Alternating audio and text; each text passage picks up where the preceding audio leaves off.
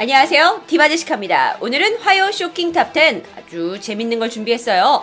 이름하여 북한 기쁨조에 대한 차가운 진실입니다.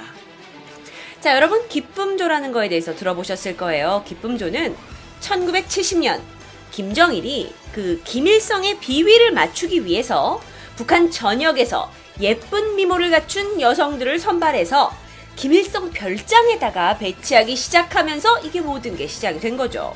그런데 1983년 12월부터 본격적으로 김정일을 위한 기쁨조가 생겨나게 되는 거죠. 공식적으로 말이죠. 기쁨조라는 건요, 그 이름 그대로 자신의 지도자를 기쁘게 해주는 조직입니다. 실제 북한에서 기쁨조라고 부르는지는 잘 모르겠어요. 근데 보통 중앙당 옥과에서 뽑는다고 해서 옥과 대상 또는 옥과 처녀라고 부른다고 합니다. 아니, 북한의 최고 권력자를 만족시켜야 하는 조직이니만큼 이 기쁨조가 되기 위한 자격 요건이 꽤 까다로울 것 같은데요. 게다가 이 독재 정권이 내려오면서 김일성, 김정일, 김정은의 취향에 따라서 그 조건 또한 변하고 있다고 합니다. 지금부터 알아볼게요. 10입니다. 김정일의 기쁨조 선발 기준은 과연 어떻게 될까요?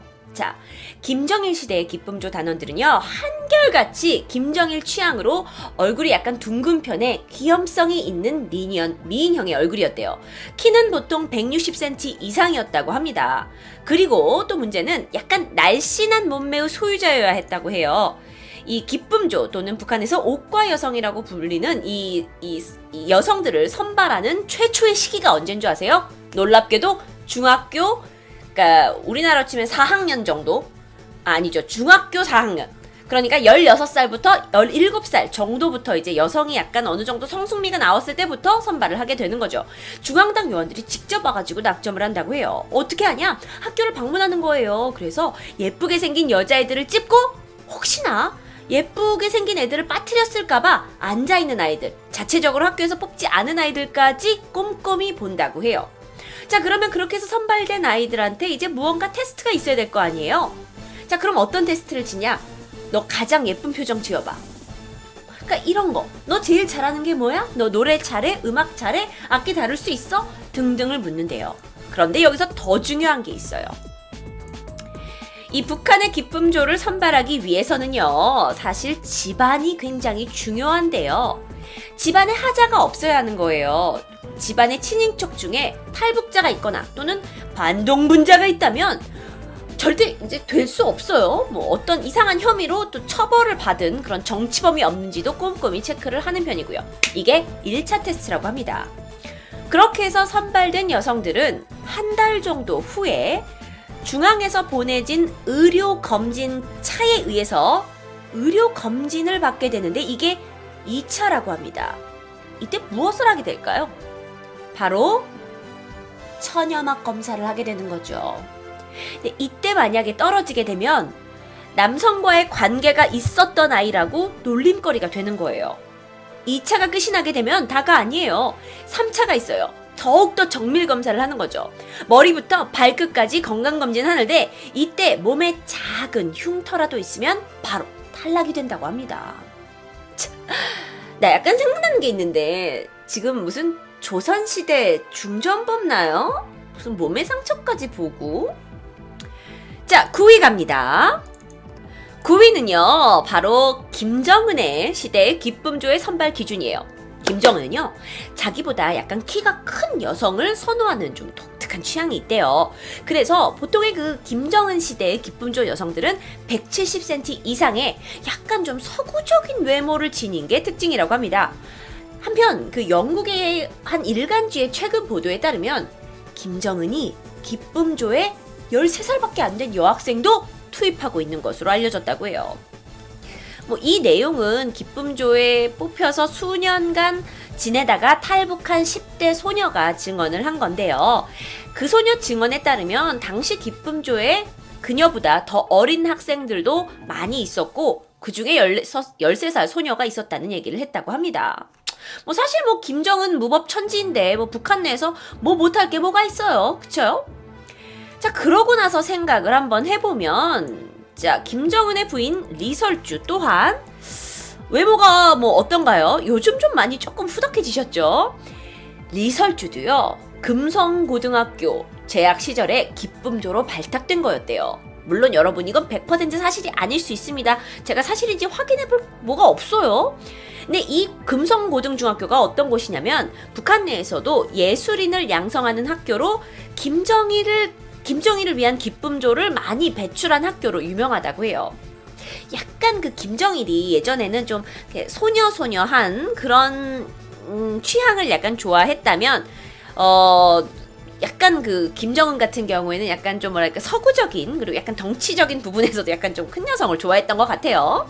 하여튼 중요한 건 나이대는 다 16에서 17 정도에서부터 선발이 됐다고 합니다. 자, 그 다음에 저희 파리 가볼게요.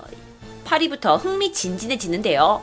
자, 이렇게 선발이 됐어. 그렇다면 선발 후에는 어떠한 보완을 거치느냐? 8번째 이야기입니다.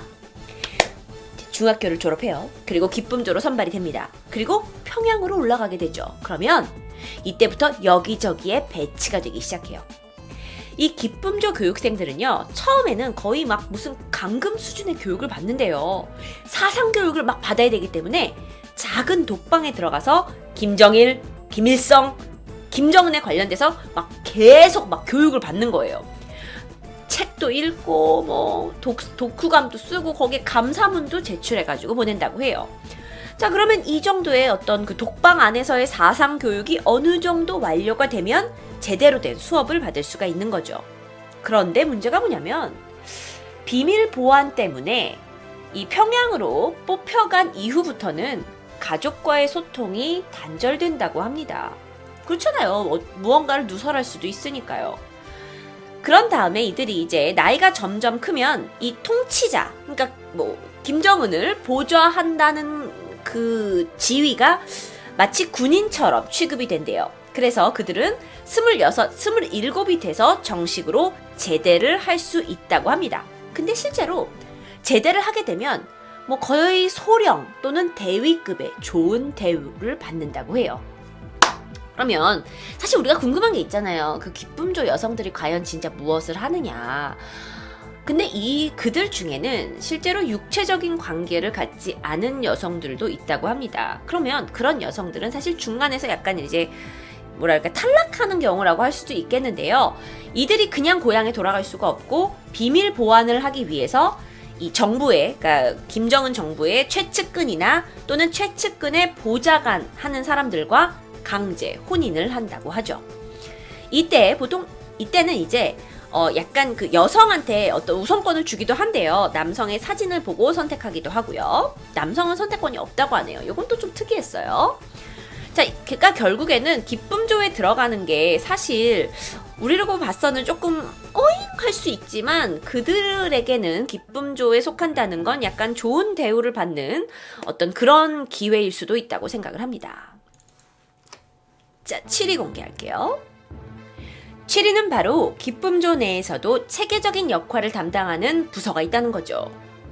성적인 유희를 담당하는 일명 만족조, 춤과 노래에 잘하는 가무조, 이런 분들, 가무조가 있고요. 또 마사지를 전문으로 하는 행복조가 있다고 합니다.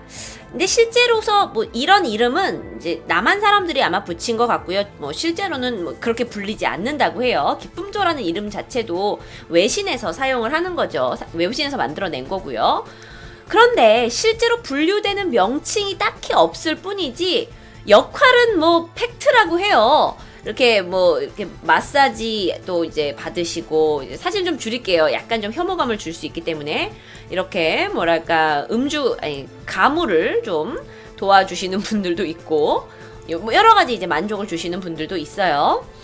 자, 최종으로 이 여성들이 선발되어 가는 가운데 불합격되는 여성들이 있을 거거든요. 그 여성들을 중심으로 보통 가무를 배우거나 또는 공연 기술을 배우거나 또는 외국의 그 귀한 손님 접대 역할을 하기도 한다고 합니다. 또 이제 부위별 마사지 기술을 이제 배우시잖아요. 그래서 김정일과 김정은의 정말 머리부터 발끝까지 각 부분만을 전담하는 마사지사가 있다 그래요. 그러니까 헤어 마사지, 뭐 손 마사지, 목 마사지. 그러니까 이제 한두 사람 정도가 아니라 여러 사람이 붙어서 마사지를 할 수 있게 되는 거죠. 더 나아가서요. 김정일이나 이제 김정은을 만족시켜야 어떤 식으로 만족인지 아시죠? 약간 성적인 만족을 해야 되는 그런 여성은 술 접대할 때의 어떤 복장, 또 매너, 남자를 어떻게 하면 스무스하게 옷을 벗기는지, 관계 후에 이제 남자에게 어떻게 목욕을 따뜻하게 시켜주는지, 키스하는 방법, 또 여러 가지 성관계의 그 스킬들, 거기에다가 피매까지 이렇게 항목별로 아주 체계적인 교육을 받는다고 합니다. 그런데요, 이것뿐만이 아니에요. 그들이 이런 교육 외에도 수영, 뭐 스포츠, 사격, 외국어 등 여러 가지 수업을 받는다고 하네요. 주격입니다. 자, 6입니다. 기쁨조는 유학파다라는 이야기가 있었어요. 기쁨조는 정말 유학파일까요? 실제로요, 그 기쁨조의 여성들이 배우는 게요, 사상 공부 외에도 굉장히 많대요. 이건 외신 정보에 따른 건데요. 한 오스트리아 주간지에서 김정일의 기쁨조 여인들이 오스트리아 빈에서 탱고며 왈츠며 뭐 이런 서양 춤을 배우고 있다고 보도한 적이 있다는 거예요. 이 잡지에서 말하기를 북한의 되게 젊은 여성 6명이, 그리고 그 여성을 감독하는 것 같은 한 명이 빈의 엘마이어 무용학교에서 춤을 배우고 있다. 그런데 이들이 김정일을 위한 그 봉사의 기쁨조 여인인 것 같다라고 전했다고 해요. 이제는 뭐 해외 원정까지 가가지고 교육을 받고 있는 건데, 문제는 뭐냐면 그들의 목표는 하나, 위대하신 수령님을 만족시키는 거겠죠. 조금 안타까운 생각이 듭니다.